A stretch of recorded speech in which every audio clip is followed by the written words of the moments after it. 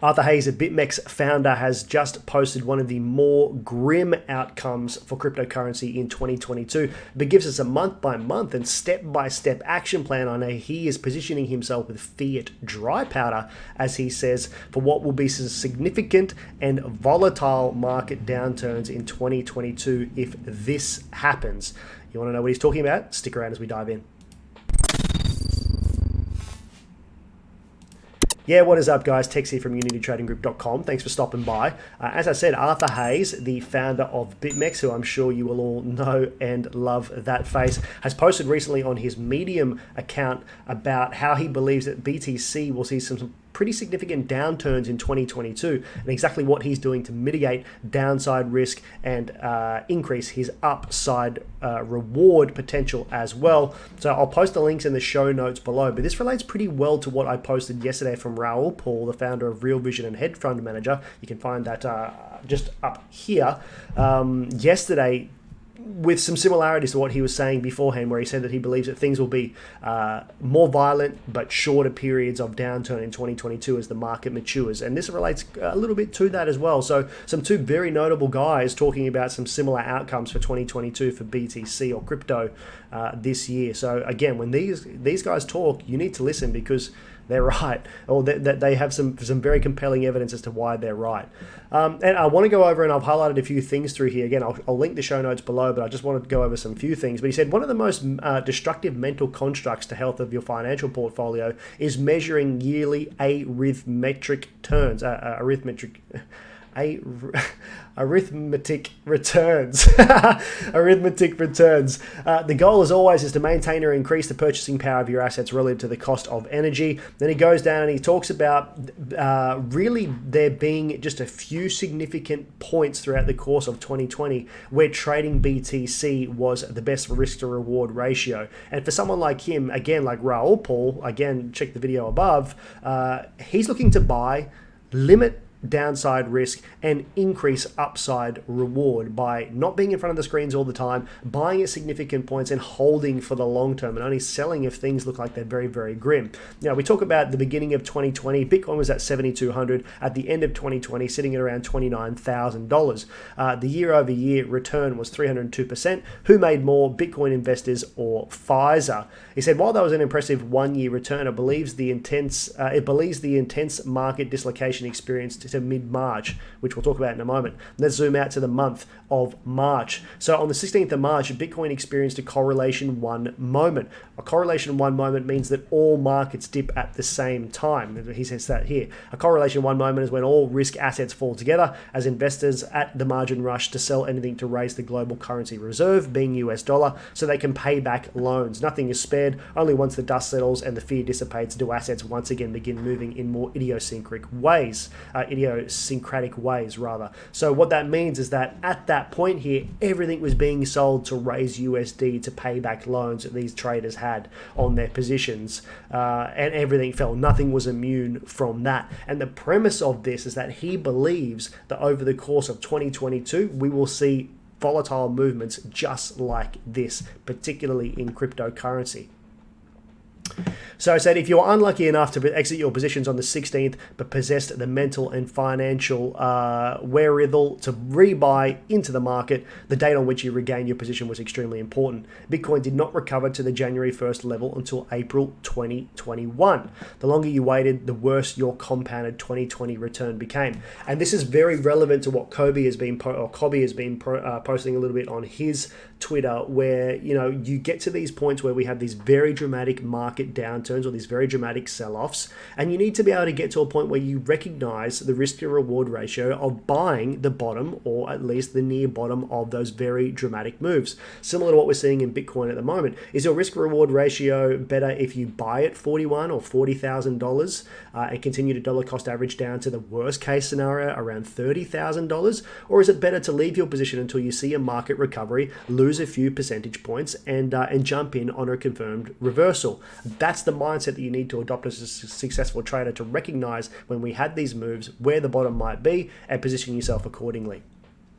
So he said people must be who are active traders must be present for all and any days like 16th of March, reducing risk at an event like the 16th and adding back to it shortly after the puke out is what creates stellar compounded returns. So that's what he's talking about, the major cryptocurrency or the major trading days of the year throughout 2020, were those moments where we had significant dips and you had the diamond hands to buy on those significant dips and hold for the remainder of the year, as long as you didn't get liquidated from your position. So for the readers who would rather not babysit their Bitcoin 24/7, you must construct a portfolio that behaves on a convex fashion where there are calamitous days such as 16th of March. The most important mental hurdle to overcome is to ditch the notion of year-on-year returns and instead view your performance as compounded over time. The above example that we just went through a moment ago illustrates the negative effects of compounding should you cease to protect the downside and be unable to participate in the rebound on the upside. So if you're stuck in a position and you've sold out right at the very bottom, you've got very limited capital to buy back in once you're buying up higher. So as a trader, we really need to understand the mental hurdles of either holding through those downturns or selling at a point when we see market weakness and rebuying on the dip. So he said to do the above, you must remove emotion from your investment decisions. Totally true. And use a judicious amount of leverage. So buying at spot might be a better idea for you. The former requires more skill than the latter, simply because of how difficult it can be to completely overhaul the way you think about your investments, particularly given that most investment literature focuses on arithmetic terms. It's just a word that you don't see much, is it? And it gets you out. It said the point of this is that Bitcoin price history lesson is the point of this Bitcoin price history lesson is to tee up a discussion about how I'm positioning my portfolio this year in advance of what I believe will be a string of trading days as disastrous as the 16th of March 2020. As usual, this relates to the Fed reducing the growth of their balance sheet to zero and subsequently raising rates 1 to 3 times in 2022. So he said, to me, this presents a setup for a severe washout. He goes through and he talks about, the Fed policy and what he believes may happen. We're looking at previous history. He says, to me, this presents a setup for a severe washout. He's a smart guy, man. He's a lot smarter than what I am. And these words, I don't even know what the hell that means. No, pernicious means a subtle effect that has long-term effects, I believe. Pernicious, anyway. Rising interest rates on future cash flows that will likely prompt speculators and investors at the margin to dump or severely reduce their crypto holdings. I do not doubt that the faithful diamond hands will continue to accumulate as prices plummet. However, in the very short term, this dry powder will not be able to prevent a calamitous fall in prices at the margin. Remember, if one Bitcoin trades at $20,000, the last price is $20,000. It doesn't matter if there are almost 19 million other Bitcoin in existence. The last traded price is instructive of where the marginal seller will part with their sats, and also a chimera due to the small size traded. The most damaging impact of the last traded price on the psyche of weak paper hands, totally, and that it influences when leverage trading platforms liquidate underwater positions. Therefore, don't tell me about how all crypto OGs are busy buying the dip. It won't matter when the risk manager, either inside your head or in real life, rugs your position. So he's saying that again, when you look at those March 16 outcomes, when the whole market, which was a Cat 1 event, everything is selling off. Everything is selling off. Bitcoin will not be immune from that. Don't get into the mind space that the traditional markets and Bitcoin or cryptocurrency are decoupled. It's not the case. When we see falls to the downside in the traditional markets, we see dramatic falls in the downside to cryptocurrency. So he talks about now how billionaires are embracing, this was a CNN headline or CNBC headline, that billionaires are embracing crypto in case money goes to hell. He said, while wealthy individuals who run large TradeFi companies can withstand a serious downturn, a drawdown in price, the lemmings that follow cannot.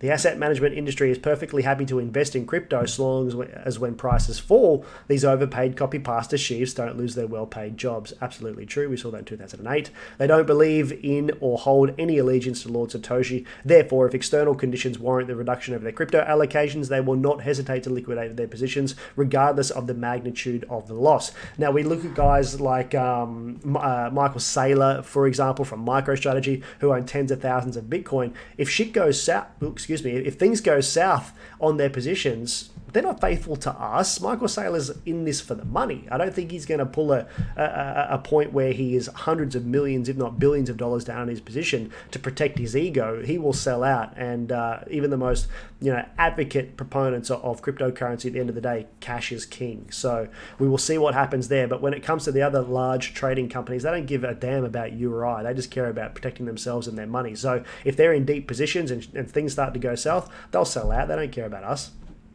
So this interesting, this trade is related to monetary policy and growth for the year over year and inflation. It takes in a couple of different metrics, but it talks about, again, the correlation between the traditional markets and Bitcoin. So the white line is the monetary policy, the year over year growth. The M2 grew gradually in 2019, and in March 2020, the Fed, using its magic money printer, nationalized the corporate bond markets and saved the US Treasury by bailing out a bunch of over-leveraged macro hedge funds.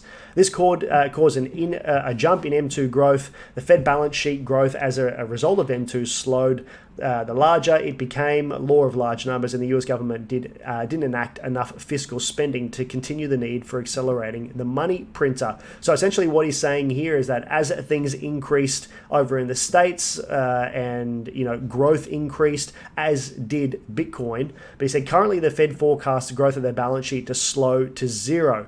If they do not reinvest the maturing bonds in their portfolio, the balance sheet will actually contract. My ugly white arrow in the chart above demonstrates the impact this will likely have on monetary supply. So what he's saying that is that growth in the US stalls, or growth in the US market stalls or goes to zero, Bitcoin will likely emulate that. Not good. But what he says, the yellow line is the Bitcoin USD price. The loose US monetary conditions definitely influence the meteoric rise in price, albeit a few months delayed. Since the growth installed, Bitcoin has traded sideways. If M2 is set to hit zero and possibly even go negative, in short, the natural conclusion is that Bitcoin will go much lower likely as well. So he talks about the benchmark here. He says he talks about certain types of protocols or assets in crypto to be categorized in the following way, like a layer 1 protocol. The next Bitcoin, i.e. like Solana, for example, or what he says here, Monero to Bitcoin, and what Solana is to Ethereum. Monero to Bitcoin because of the privacy, Solana to Bitcoin because Solana to Ethereum because of the transactions per second. And the expense of those transactions. Tokens that use the existing layer 1 protocols, most frequently Bitcoin or Ethereum, as a means to accomplish some desired function. One example would be Axie Infinity, which is a token-based play-to-earn game that uses NFT assets residing on the Ethereum blockchain. So he said Bitcoin and Ethereum both have some pretty glaring shortcomings, and if another crypto can supplement either one, its value will naturally explode, as we saw. We're now seeing, current like AVAX, for example, is doing really well. Sol did really, really well. Even a number of other coins last year that did quite well because they had strong infrastructure and an actual working system that was proving itself to be more superior in terms of transactions per second or fees than Ethereum or Bitcoin. However, we're not concerned about about the long term. We're concerned about the next 3 to 6 months. He said, if I believe that Bitcoin could trade below $30,000 and Ethereum below $2,000 in a 3 to 6 months time horizon, I will dump all of my coins. That is because Bitcoin and Ether are the highest quality coins, and they will decline less than all their yet to be proven competitors. Any specific applications that use Bitcoin or Ether blockchain will also experience gravity at great that's full velocity there, 9.8 meters per second. These shitcoins could go down to 75 to 90% in true crypto risk-off environment. So what he's saying that is if the market falls, his only hedge or his only real buys in that period would be Ethereum and Bitcoin because they're more liquid. You would expect the declines to be less than a coin that could fall 100% or 80, 90% as opposed to Bitcoin or Ethereum at 40 or 50%. And then he goes down to talk about this timeline of where he sees things heading in March to June in 2022. So during this time period, the Fed will have either hiked or not hiked rates. He's talking about the market expects the Fed to raise rates and they would only disappoint if one of three things transpire. He believes number two is the point. Some parts of the extremely complex and opaque money and US Treasury markets break. You'll know when you see it, and it's the only thing that the Fed is deathly afraid of. Given that all TradeFi assets are valued using prices from the US monetary markets or money markets, the Fed must ensure this market functions in an orderly manner at all costs. Usually restoring order necessitates printing a ton of money. Now, he said, of these three cases, I consider the second one to be the most likely to occur. He said, if I'm wrong, I'll not suffer significant missed gains as the crypto markets resume their march higher. Being patient will not cost much. So essentially what he's saying here is if things start to go down, there'll be plenty of time to understand where to get out of things. But if they start to recover, again, you'll have plenty of times to understand when things start to recover. June onwards, the XBS trades down 20 to 30% from its all-time high. Whether you're an Asian or a European net exporter or a wealthy American, you'll likely own a gigantic amount of American equities. The US stock market is the best performing stock market of any developed country. It's also the largest and most liquid. There are too many rich people who pay taxes and consume for the Fed to let them down if the equity markets wobble hardcore. Another interesting reflexive fact is that traditional wisdom of maintaining a 60-40% equities to bond portfolio mix means that at 60% in equities decline, fund managers of trillions of dollars automatically must sell bonds to maintain the ratio. It's literally written into their mandate. Thus, if the Fed allows equity prices to fall, it'll increase the borrowing costs of the federal government because as bond prices fall, yields rise at a time when the government is running record deficits. Number two, some parts of the extremely complex and opaque money in US Treasury markets break. Number three, the November 2022 elections are over. So this is what he's looking for a recovery in the market. He said, and now when it gets to the chaos phase, I do not actively trade around my positions. My goal is to construct a portfolio I believe will participate in the upside while limiting the damage of any downside. And Ray Dalio talks about that from Bridgewater Associates, where he talks about a healthy portfolio to be one that isn't correlated for asset to asset. So you might have Bitcoin, you might have some Forex, you might have some stocks of a company, you might have some bonds, and when one goes to the downside, you would expect the other to either maintain position or profit or increase in profit. So you're mitigating downside risk. So very clever, and that's what I do certainly with a lot of my assets that I trade. While I spend the majority of this essay talking about the crypto side of my portfolio, I expect my long interest rates and FX options portfolio sourced via an investment in a volatility hedge fund to make up for any losses on the crypto side of the book. However, if I'm being honest with myself, I probably need to add more so that I warehouse enough Vega to make a difference on the downbeat. So he's talking about repositioning his portfolio to mitigate any potential downside risks. He says, while I don't want to sit in front of my screen for hours on end, day after day, babysitting my Bitcoin, I don't enjoy that. Some traders do and are successful short-term traders, but these traders are dedicated to their craft. If you can't or won't be on call 24/7 to babysit your portfolio, don't attempt to trade in and out of positions on a short time horizon. Perfectly accurate statement there. And again, what I said from Raul Paul yesterday, he's talking about years, months, and many months and years for his portfolio to mature and grow. He's not concerned about downside risk. He will hold through it or buy on the significant events and continue to hold for the upside. As these thoughts percolated in my mind over the last few weeks, I gained the resolve to take action. I went through my entire portfolio after a 75% drop from the current levels. Any coin that I own, I wouldn't increase my position in, I dumped. So he's looking at something, if you're owning something like TRX or RLC or something like that, if you're down on that position and you wouldn't actively invest into it, he's chopped it. And I think mentally for a lot of traders, that's very strong too. When you see so many coins in your portfolio or things that you've traded, and you're like, damn, I'm 50% down on this. Do I hold it? Do I buy more? Do I sell it? When you sell it at a loss, even though you've taken the loss, mentally it can be very liberating to just have one or two assets in your portfolio or no assets in your portfolio at all while you wait for a recovery. That's a very strong Jedi mind trick. Even though it comes to a loss, it is what it is. So if Bitcoin trades at or below 20 grand and Ether trades at below or $1,400, then I'll start to wonder whether these cryptos can preserve their value in energy terms. Those two levels were the previous all-time highs during the 2017 bull market, but that's the fiat price. If oil goes negative again, then who cares if the benchmark cryptos fetch fewer fiat units? So yeah, definitely. If Bitcoin were to trade below $20,000 or Ethereum past $14,000 from that 2017 highs, that would be very, very concerning. I think, for where we stand at the moment, we're at 41K or 40K. The next sort of dips are 38, 30. If we trade below $30,000 for myself, I probably would be concerned. But again, I'm trading with what I can afford to lose. I'd be happy to probably take the risk based on previous price. So he said, armed with fiat dry powder, I stand ready for the capitulation candle. I've been trading these markets long enough to spot the last gasp, puke out candle that breaks the soul of the speculative bulls. It's a very visual statement there, isn't it? Even though I'm confident in my abilities to spot a bottom, I learned the hard way not to try and catch a falling knife. So what if you don't bottom tick the market? Let the market heal and buy it higher with more confidence that the marginal paper hand seller is finished. Those who sell first sell best. Whew. There's a bit in that, but yeah, a really valuable article from Arthur Hayes there on what he believes happens in 2022, a lot of which I agree with, some that I maybe don't agree with as much, but certainly it's a great way there and some really excellent lessons from Arthur Hayes on how to limit downside risk and increase upside portfolio profit. That's it for me. Thank you so much for watching. I'm Tex. I'll see you soon. Take care.